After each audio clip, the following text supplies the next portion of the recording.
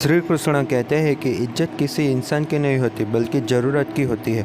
ज़रूरत खत्म, इज्जत खत्म। इंसान की भी बड़ी अजीब फितरत है। मरे हुए पे रोता है और जिंदों को रुलाता है। किसी का असली चरित्र तभी सामने आता है जब आप उसके मतलब के नहीं रहते हैं। सच को अनसुना करते हैं लोग, जबकि झूठी बातों को बहुत उछालते हैं लोग। मतलब में बहुत ज्यादा वजन होता है, तभी तो मतलब के बाद रिश्ते हल्के हो जाते हैं। आदमी अच्छा था यह सुनने के लिए पहले मरना पड़ता है। इतनी जल्दी दुनिया की कोई चीजें नहीं बदलती, इतनी जल्दी इंसान की नजरें और नियत बदल जाती है। लालच और झूठ हर किसी को गद्दार बना देता है। जब बेटी बीमार हो तो बड़ा दुख होता है, लेकिन जब बहू बीमार हो तो ड्रामा लगता है। कड़वा है मगर सत्य है। आईने के सामने सच्चा संवरता है हर कोई, मगर आईने की तरह साफ दिल रखता नहीं है कोई। इस जमाने में वफा की तलाश मत करो। वो दौर था जब मकान कच्चे लेकिन इंसान सच्चे हुआ करते थे। जब जिंदगी में नए लोग आ जाते हैं तो पुराने लोगों को भूल जाते हैं लोग। मूर्ख व्यक्ति ज्ञानियों से भी कुछ नहीं सीख पाता, और ज्ञानी मूर्ख से भी बहुत कुछ सीख लेता है। जो व्यक्ति स्पष्ट और सीधी बात करता है उसकी वाणी कड़वी जरूर होती है, लेकिन वह कभी किसी के साथ छल नहीं करता। लोग आपके पास तब नहीं आते जब आप दुखी हो,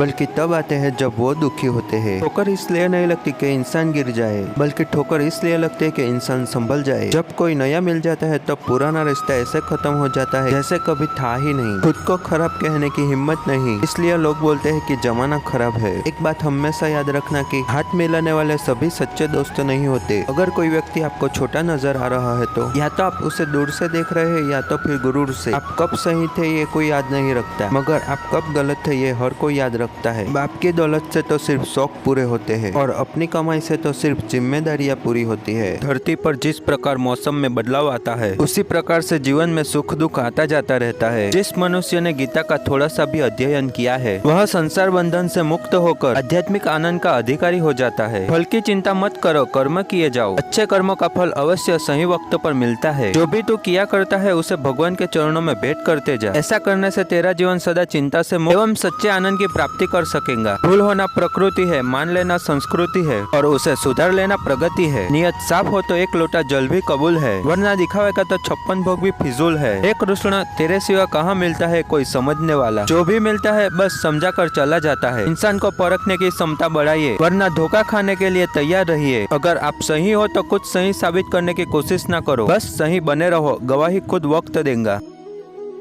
वहाँ बैठकर रोना बहुत सुकून देता है, जहाँ श्री कृष्ण के सिवा कोई सुनने वाला नहीं होता। जिन्हें ज्ञान है उसे घमंड कैसा, और जिन्हें घमंड है उसे ज्ञान कैसा। इतना इंतजार वो आपसे करवा रहा है ना, समय आने पर वो इतना देगा कि आप संभल नहीं पाओगे। मित्रता आवश्यक है, संबंध भी आवश्यक है, परंतु जीवन की हर कठिन परिस्थिति यह दर्शाती है कि अकेले रहने की कला का आना भी आवश्यक है। हम बड़े नहीं है, लेकिन हमारे पीछे जो ताकत है वो बड़ी है। व्यर्थ की चिंता और भय रोग के समान है, आपकी आत्मशक्ति को छिन्न करती है। हताश न होना सफलता का मूल है, और यही परम सुख है। उत्साह मनुष्य को कर्मों में प्रेरित करता है, और उत्साही कर्मों को सफल बनाता है। संबंध श्री कृष्ण और सुदामा जैसा होना चाहिए, एक जो कुछ मांगता नहीं और दूसरा जो सब कुछ देकर भी कुछ जताता नहीं। जब चारों ओर अंधेरा हो, जब दुखों ने तुमको घेरा हो, तुम कृष्ण का दीप जला लेना और सब हाल कृष्ण को सुना देना। इंसान उतना ही बड़ा बन सकता है जितना बड़ा वो सोच सकता है। आप वापस नहीं जा सकते और शुरुआत को बदल नहीं सकते, लेकिन आप जहाँ है वहीं से शुरू कर सकते हैं और अंत को बदल सकते हैं। जीवन में कुछ भी करो, बस एक बात का ध्यान रखना, अगर सत्य का साथ है तो ईश्वर का साथ है। उस मनुष्य की ताकत का कोई मुकाबला नहीं कर सकता जिसके पास सब्र की ताकत है। मनुष्य चाहे कितना भी गोरा हो, लेकिन उसकी परछाई सदैव काली रहती है। मैं श्रेष्ठ हूँ ये आत्मविश्वास है, लेकिन सिर्फ मैं ही श्रेष्ठ हूँ ये अहंकार है। इच्छा पूरी नहीं होती तो क्रोध बढ़ता है, और इच्छा पूरी हो जाती है तो लोभ बढ़ता है। इसलिए जीवन की हर स्थिति में धैर्य बनाए रखना। तू करता वही है जो तू चाहता है, होता वही है जो मैं चाहता हूँ। तू वही कर जो मैं चाहता हूँ, फिर होगा वही जो तू चाहता है। अच्छी किस्मत के लोग थोड़ा सा भी बुरा होने पर भगवान को कोसते हैं, और बुरी किस्मत के लोग थोड़ा सा भी अच्छा होने पर भगवान का स्मरण और धन्यवाद करते हैं।